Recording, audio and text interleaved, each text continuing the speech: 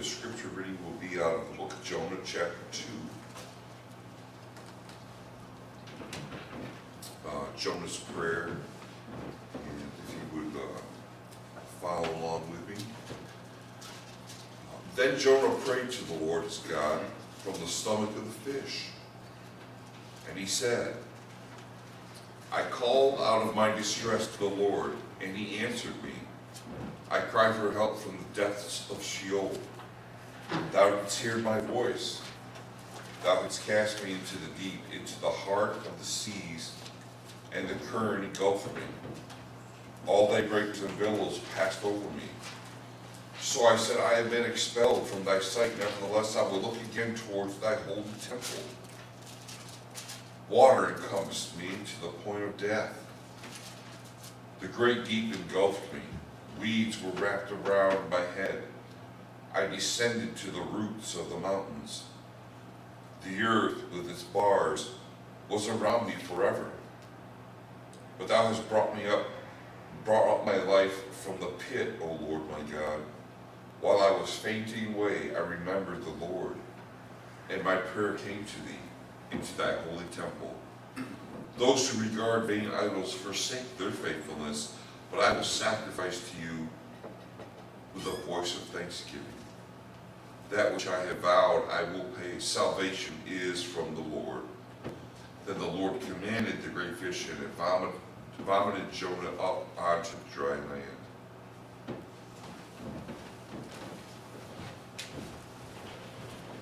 Thank you, Matt, for that. Not too long a reading, but good morning. Morning. Morning. As you saw from Matthew read, we're going to be in the Old Testament today, Book of Jonah. I love to take a deep dive into some of these stories, especially stories that we're real familiar with, like the story of Jonah. I did David and Goliath not too long ago. Over in Marshall, I just talked about Adam and Eve, which I did here not too long ago. So take a deep dive into some of these Old Testament stories and maybe come up with some ideas and some concepts that maybe some people haven't thought of. I know in this story, there's a concept that I had misunderstood most of my life because I hadn't done a deep dive into it, and I'll talk about that. So God called Jonah to go preach to these people in Nineveh. They're called the Ninevites. And Jonah's like, I don't want to do that, right? No, and we'll talk about why in a second. So he goes the other direction.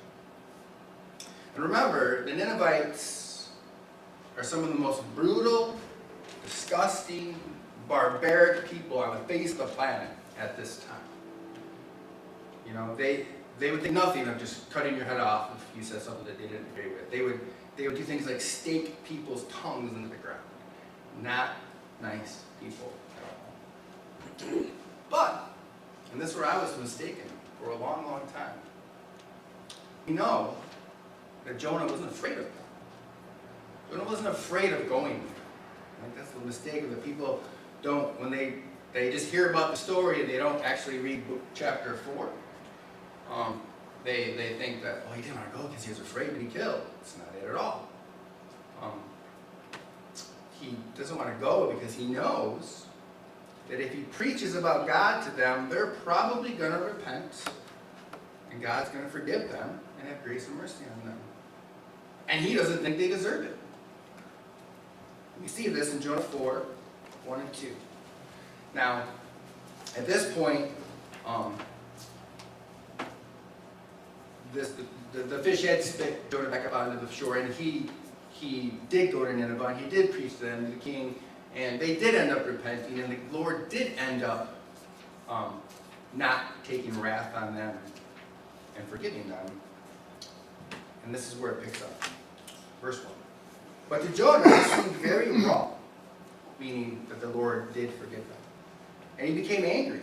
He prayed to the Lord, "Isn't this what I said, Lord, when I was still at home? This is what I tried to forestall by fleeing to Tarshish." So right there he's saying, this is why I went the opposite direction. This is why I went to Tarshish. I didn't want this to happen. They don't deserve it. I know that you are a gracious and compassionate God, slow to anger and abounding in love, a God who relents from sending calamity. So right here we see Jonah did something that is in our very human nature, right? Which is to judge. To be the judge and the jury. Not quite the executioner here, but the judge and the jury for sure. He didn't think they deserved it. He wasn't going to listen to the Lord. So he went the opposite direction.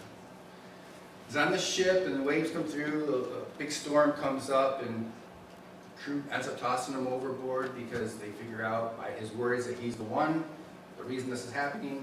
Fish eats him, and that's where we're going to pick up in Jonah chapter 2. So go Matthew read, and this is the prayer of Jonah. And like I said, I want to take a deep dive into this. I'm not going to have a lot of points today. A lot of times we'll have 3 points, and I'll have things like that. Today we're going to go literally verse by verse and see kind of how this prayer applies to us today, what we can pull out of it. Verse 2:1 says, "From inside the fish Jonah prayed to the Lord his God. He said, 'In my distress I called to the Lord, and he answered me.'" I'm going to stop right there because I love this. "In my distress I called out to the Lord, and he answered me."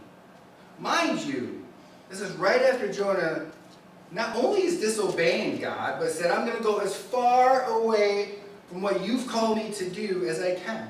I'm in the middle of disobedience. I'm in the middle of running away from you." And here's God still answering his prayer. What does this mean for us today? It means even in our disobedience, God will hear us. Even though you are running away from God, he will hear you. And what the enemy is going to do, which we talked about in class today, what the enemy is going to do is he's going to try to shame you into thinking, no, you're too far away from God. No, you've been disobedient. God can't hear you. God doesn't want to hear from you. You just deal with it. You just fix it yourself. But you know what? The Bible tells us that anyone who calls on the name of the Lord can be saved. It doesn't say some, doesn't say most, doesn't say you have to clean yourself up first and become as holy as you can. No, it says anyone. And in Hebrews 4:16, the Bible tells us we can boldly go before the Lord, boldly go before the throne of grace, which means we don't have to hold our head in shame, but we can approach God in confidence in our prayer. The struggle, Brother Glenn, I think for a lot of us, is we don't pray enough. A lot of times I think we actually use prayer as a last resort. You haven't prayed in a long time and find yourself in a bind and you're like, I know I haven't talked to you for a while, but I can really use your help right now. I promise, Lord, I'll start going back to church. I'll start, trying to be obedient to you. But if you just help me out right now, right? I think some of us use prayer like a lottery ticket. I'll just throw this out there, and maybe he'll help me out. Maybe this will work, Oh, it didn't work. Well, it only cost me $1. Prayer is not a lottery ticket. And prayer is not your last resort. Prayer is your nuclear weapon. It's the greatest tool you'll ever have. One thing, especially talking to other Christians, has anyone ever experienced this? You've been telling someone about something that's happening in your life, and you're just kind of, needing some help, and they're like, "Oh, that's too bad. I'll be thinking about it." It's like, first of all, it's kind of creepy. What are you thinking about? Right? Like, are you gonna be, thinking about me like, "Oh, I'm glad I'm not in his shoes," right? Like, don't think about me. I don't need your thoughts. I need your prayers, right? Thoughts don't move mountains. Prayer moves mountains. And I wonder if in this room there's somebody that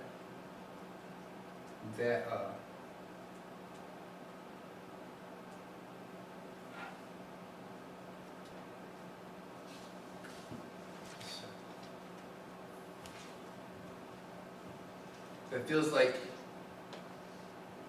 that's my life right now. Needing help. needing prayer. Verse 2. In the deep of the realm of the dead, I called for help, and you listened to my cry. This is written in Hebrew, obviously, and the realm of the dead also translates into in my own inner hell, which really, really hits home. Right? In the place where I was farthest from God, in my darkest moments, in my own inner hell. That's the moment that I called on the Lord. And like I said, I wonder if there's people that feel like that right now. Like I just feel like my marriage is just going through hell right now. I keep battling anxiety and depression, and I feel locked into my own inner hell right now. I keep having this addiction, and I hate myself every single time I partake in it. I don't know what to do. I'm in hell right now, my own inner hell. I have all these insecurities. I've had them since childhood. And on the outside, everybody thinks I'm okay. But I'm not. I'm not. I'm alone. I'm in my own inner hell. Even in the midst of his own inner hell, Jonah says, and you listen to my cry. Remember, Jonah's living in the belly of a fish right now.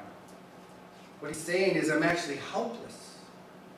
There's nothing he can do to get himself out. Nothing. But you know what else he's saying? I might be helpless right now, but because of God, I'm certainly not hopeless. And there's a lot of us right now that's right where we're at. And that's why I want to encourage you. Right now, it may feel like your marriage or your relationship is helpless, but by the power of God, it certainly isn't hopeless. You might have this addiction we're dealing with, or insecurities, and I want to encourage you and tell you it might seem helpless, but the power of God, it is not hopeless. Where is God, there is hope, period. At any point in this series of events, God could have miraculously saved Jonah from what happened.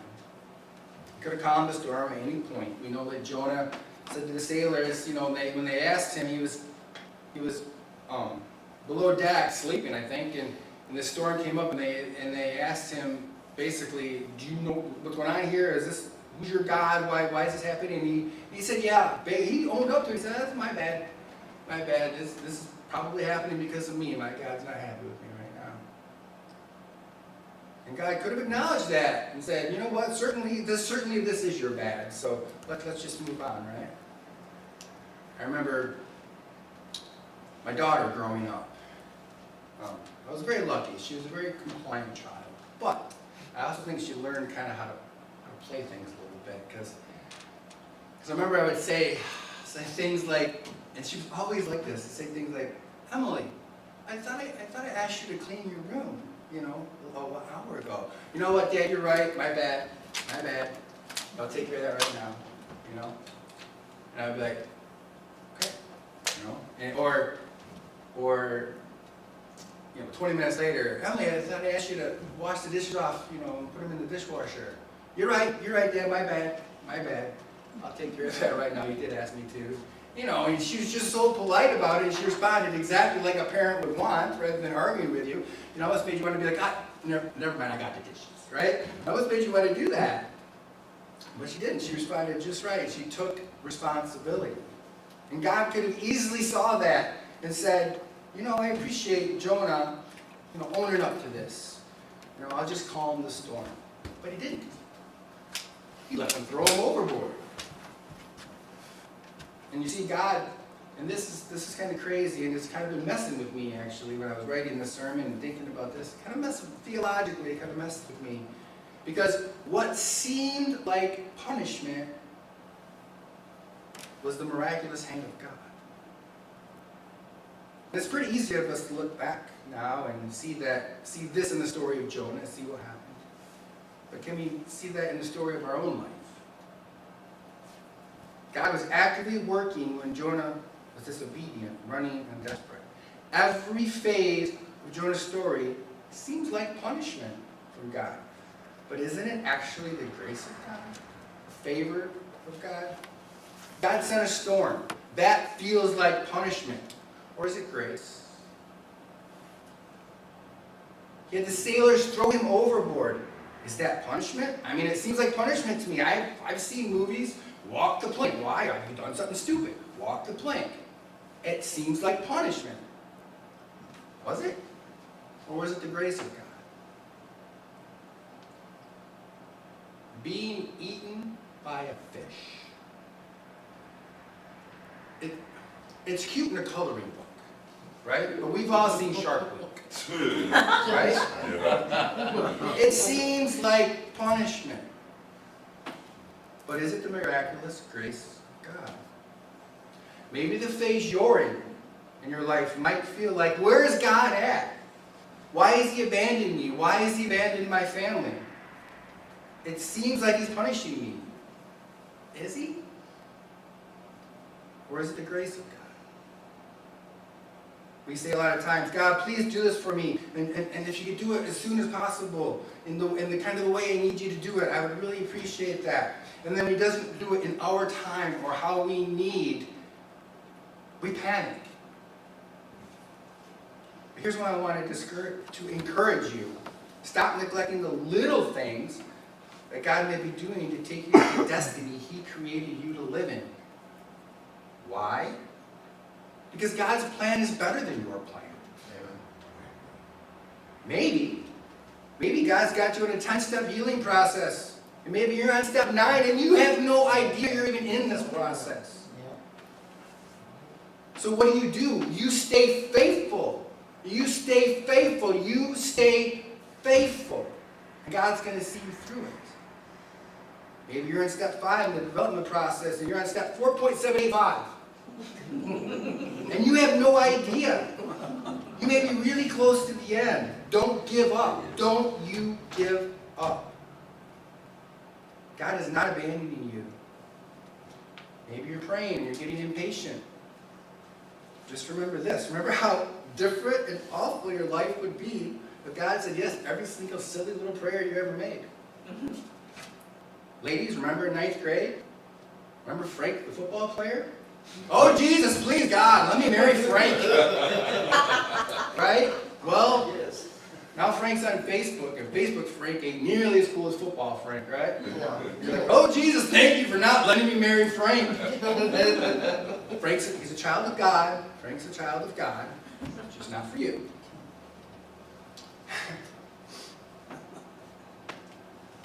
You'd be so far away from God's plan for your life if you were to say yes to every prayer you ever made. His plan is better. It's better. So why don't we stop striving so much and start trusting more? Verses 3 through 6. You hurled me into the depths, into the very heart of the seas. I think of if you've ever seen the movie The Perfect Storm, I think of that scene when I read this. And the currents swirled about me. All your waves and breakers swept over me. I said, I have banished from your sight, yet I will look again toward your holy temple. The engulfing waters threatened me, the deep surrounded me. Seaweed, I like this because it's such a good visual. Seaweed was wrapped around my head. To the roots of the mountains I sank down. The earth beneath barred me forever. But you, Lord, there's always a but God moment, right? But God. But you, Lord, my God, brought life up from the pit. He's like, I am barred into the depths of the sea, waves and winds surrounding me, but God. Let us not doubt the goodness of God in our despair. You may be in the middle of a chapter of your life that feels like hell on earth. It feels difficult. It feels dangerous. It feels frustrating. And it seems like the page after page of your life is just another story of pain and heartache. But keep going. Keep fighting. Keep flipping the pages. Keep moving. Because you're going to get to a page where you turn a page and in really big letters it's going to say, but God. You're going through a lot in your life. It's been very difficult. It's been a miserable season, but God. My life is out of control, but God brings me peace. My marriage is over, but God will restore me. I'm never going to beat this addiction, but God will set me free. The doctor says there's no hope, but God is my healer. I'm not sure if my child will ever come to the Lord. Oh, but God. Keep going, keep praying, keep believing, keep fighting, keep on crying out to him. Everything around Jonah said, you cannot survive this. All signs pointed to a catastrophic failure, but God intervened. Verse 7. When my life was ebbing away, I remember you, Lord, and my prayer rose to you, to your holy temple. His life was ebbing away, and what did he do? He said, I remember you, Lord. Sometimes the greatest builder of faith in our current circumstance is to be reminded of the faithfulness of our past circumstances. We might be in a really dark time in our life and really hurting. And all I have to do is look back and say, oh yeah, I remember when he was with me then. I remember when he was forgiving. I remember when he saved me. I remember when he healed me. If he did it then, he can do it again. Verses 8 through 10. Those who cling to worthless idols turn away from God's love for them. That's pretty self-explanatory right there, isn't it? How many people, how many of us cling to idols in this life? But I, with shouts of grateful praise, will sacrifice to you what I have vowed I will make good. I will say, salvation comes from the Lord. And the Lord commanded the fish and bound the Jonah into dry land. So I know a lot of you are in a tough spot right now. I have been in a tough spot. I will be in tough spots. So I want you to imagine this. I want you to relate to Jonah sitting in the belly of the fish, a really big fish, deep in his despair, not knowing if this is how he ends. He didn't know. What was his response to that situation? With no idea how it's going to end. With shouts of grateful praise. He's in the belly of a fish, having nasty guts all around him, seaweed wrapped around his head, like he said. And what's his response? I'm grateful, Lord. I'm grateful. Gratitude is possible even in your despair, but it's not natural. It's not. It's a choice. Do you struggle with a lack of positivity? Live a life of gratitude. Not just daily, but hourly. And watch how your brain will be rewired to embrace everything that God has blessed you with. It's just so much. Jonah closes with this. So will I. He ends with this in his prayer. I will say salvation comes from the Lord. There was nothing that Jonah could do to get himself back into God's graces. There was nothing that Jonah could do to get himself back onto dry land. It took an act of God to get Jonah from where he was to where God wanted him to be. And understand this. It took an act of God for him to save you. He sent his son 2,000 years ago to walk among us, to live among us. He stretched his arms up on that cross and he died for us. 3 days later he rose. And today, right now, he sits at the right hand of the Heavenly Father as your advocate. It took an act of God for us to be saved. You can't earn it. It's his perfect gift. Jonah couldn't claw his way out of the belly of the fish, and you can't claw your way out of sin. But by the grace of God, we are saved. When you recognize that salvation comes from the Lord and only the Lord, our response can simply be this: God, my life is yours.